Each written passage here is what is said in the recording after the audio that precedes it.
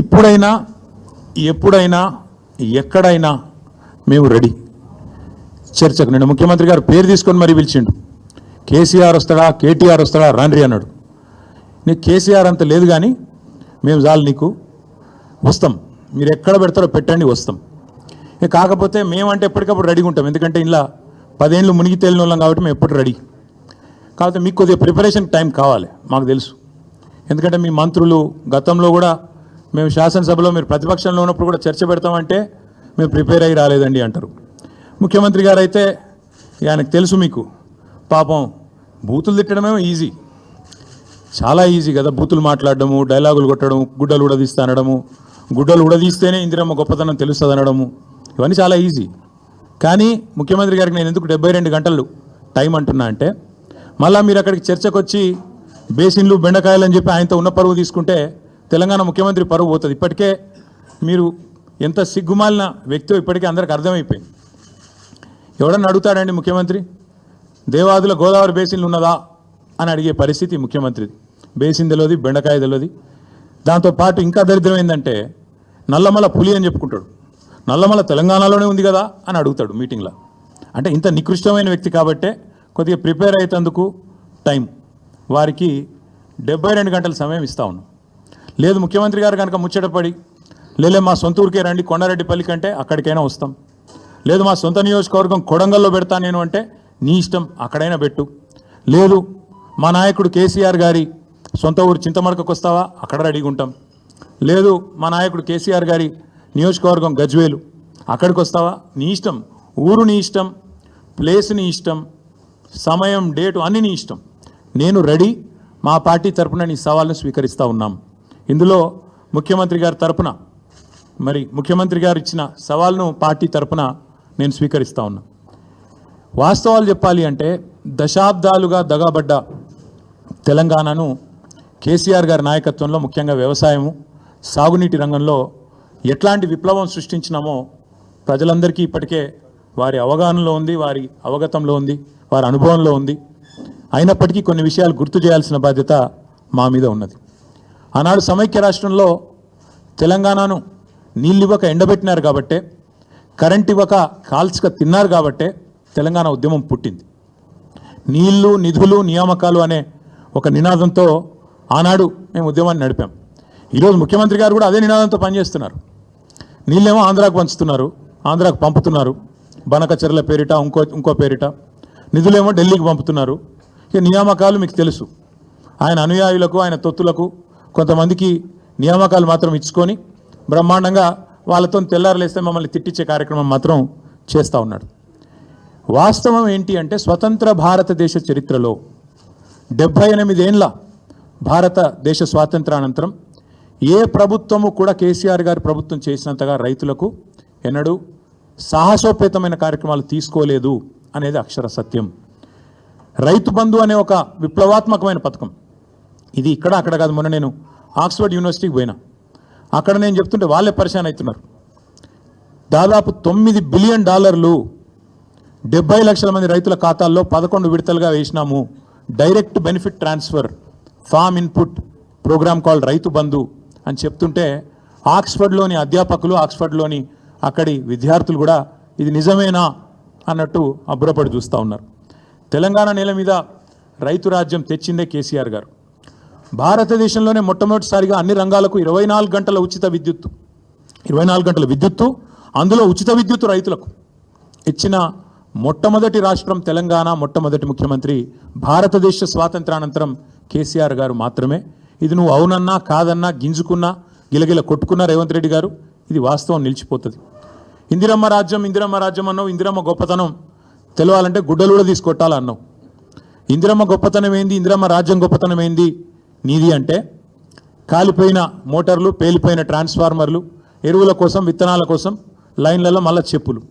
నువ్వే చెప్పినావు, నీ పార్టీ చెప్పింది, మాకు ఓటేయండి మార్పు తెస్తాం, ఆనాటి రోజులు తెస్తామన్నావు. నిజంగానే తెచ్చినావు. ఇవాళ ఎరువుల కోసం, విత్తనాల కోసం ఇవాళ రాష్ట్ర వ్యాప్తంగా నీ చేతగాని ప్రభుత్వం, నీ అసమర్థ ప్రభుత్వం రైతులను కాల్చుక తింటున్న మాట వాస్తవం కాదా?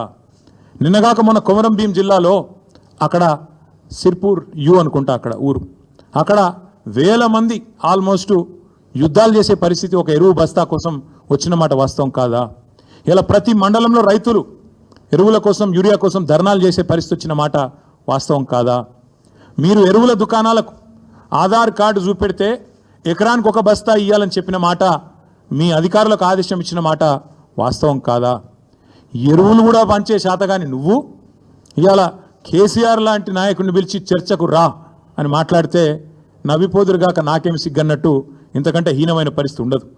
అట్లాగే దశాబ్దాలు దగా చేసింది నీ ప్రభుత్వం కాదా? సాగునీటి ప్రాజెక్టులు కట్టకుండా రైతులను ఎండబెట్టి రైతుల ఆత్మహత్యలకు తెలంగాణను కేర్ ఆఫ్ అడ్రస్గా మార్చింది మీరు కాదా? అదే కేసీఆర్ గారు రైతుకు పెట్టుబడి ఇచ్చిండు, ఉచితంగా విద్యుత్ ఇచ్చిండు, చెరువులు నింపే మిషన్ కాకతీయ తెచ్చిండు, చెక్ డ్యాములు కట్టిండు, ఆఖరికి వాగులలో కూడా గోదావరి నీళ్ళని తీసుకొచ్చి పోసి ఒక మాంజీరా వాగులో, హల్దీ వాగులో, కొడెల్లి వాగులో వాగులు నింపిన ఘనత కూడా కేసీఆర్ దా కాదా? ఒక్కసారి గుర్తు తెచ్చుకోమని రేవంత్ రెడ్డి గారిని అడుగుతా ఉన్నాం. కరోనా సమయంలో దేశమంతా అతలాకుతలం అవుతుంటే ఆనాడు 7,500 ధాన్యం కొనుగోలు కేంద్రాలు పెట్టి ఆఖరి గింజదాకా కొని రైతులను కంటికి రెప్పలాగా కాపాడుకున్నది కేసీఆర్ కాదా? మార్కెట్ యార్డులకు ఇవాళ ధాన్యం వస్తే ఎక్కడ బోనస్ ఇవ్వాల్సి వస్తుందో అని ఎగ్గొట్టి దాచుకుంటున్నది నీ ప్రభుత్వం కాదా అని నేను అడుగుతా ఉన్నా. అట్లాగే ప్రపంచంలో ఎక్కడన్నా ఉన్నదా రైతు బీమా? ఒక రైతు చనిపోతే 5 లక్షల బీమా ఇచ్చే సంస్కారవంతమైన ప్రభుత్వం ఈ భారతదేశంలో కాదు ప్రపంచంలో ఎక్కడన్నా ఉందా? అది తెచ్చింది కేసీఆర్ కాదా?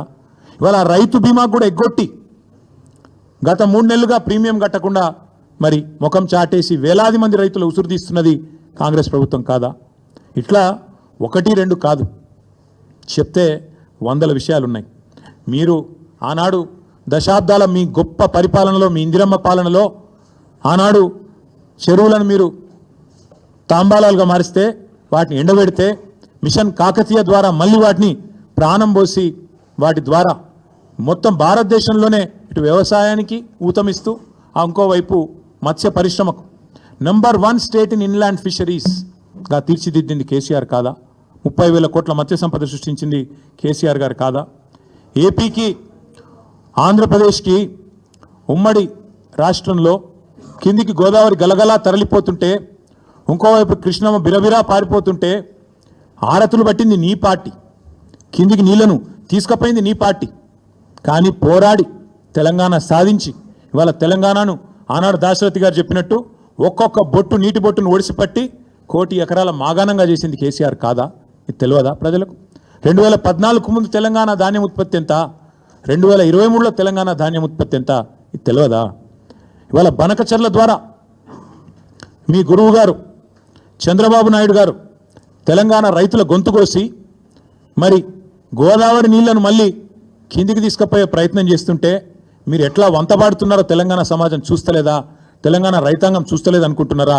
ఈ జలదోపిడిని అడ్డుకునే ప్రయత్న భాగంలో మీరు ఎట్లా ఆంధ్ర ప్రయోజనాలకు వంతబాడుతున్నారో ఇవాళ తెలంగాణ సమాజం చూస్తలేదు అనుకుంటున్నారా?